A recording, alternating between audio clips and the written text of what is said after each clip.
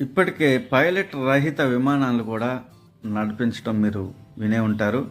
అదేవిధంగా డ్రైవర్ రహిత ట్రాక్టర్ అంటే టెస్లా టెక్నాలజీని కూడా మనకి వ్యవసాయ రంగంలో నిపుణులు ప్రయోగాత్మకంగా చేసి సక్సెస్ అవటం జరుగుతుంది.